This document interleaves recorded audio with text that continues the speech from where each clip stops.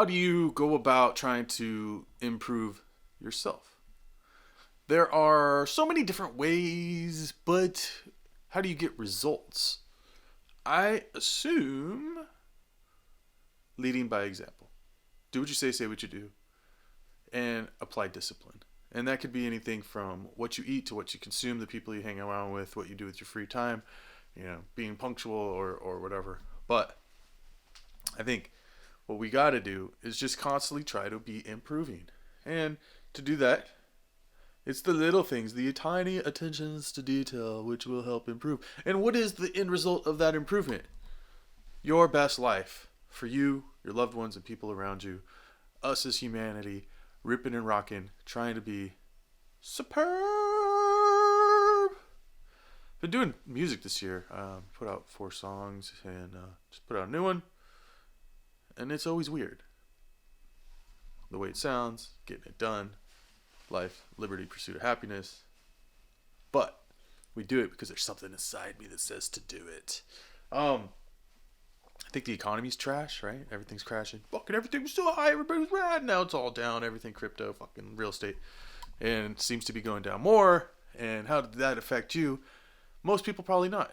But if you're rich and your money's tied up in the market, then you are broker than 6 months ago. So how's that feel? Ha! I've been reading for the last couple weeks Gone Girl by Gillian Flynn. They made a movie about this.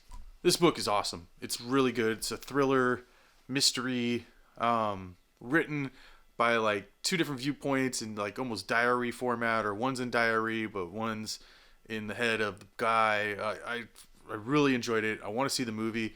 I don't know how the movie could compare. It was a national bestseller, and you know why, but I would definitely recommend it. I don't know. I didn't really expect it to be that good, and it was great. So, Gone Girl, peep it. And I watched this movie that I had copped off of Vinegar Syndrome.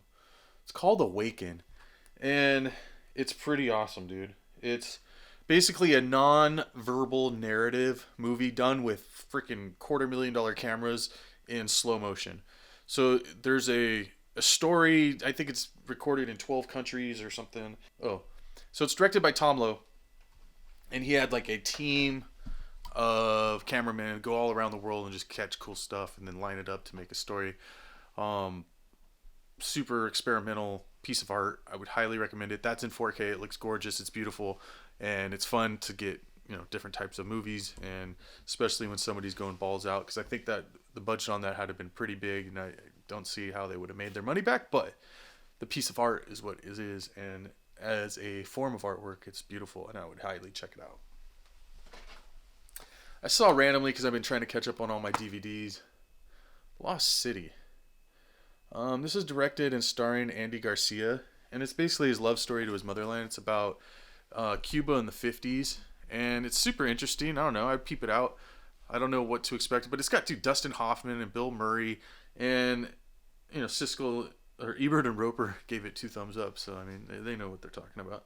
But it's basically, I think it took them like 14 or 15 years to get it filmed, and it's funny because recently I had read The Young Fidel, and then some of the stories start to overlap, obviously because it's going back to that time frame, and it's interesting. So I would recommend it. I don't think that many people have seen it or heard about it.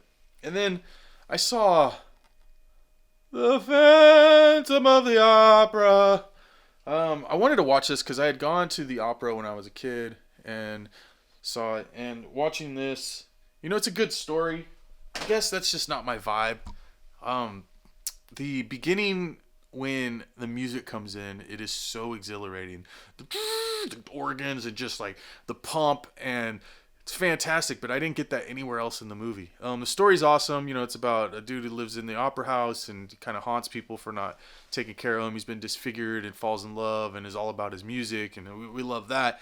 But then the scenery, right? It's like Paris in the 1700s, and I don't know, movies in that time frame never do it for me. I don't know why. I don't know if it's just that. I guess it's because of the way it looks, or I don't know. But it's a great story. Obviously, people love it, and you should check it out. I think it's one of those things you should just check out and decide for yourself. But it's definitely not my A1 premium.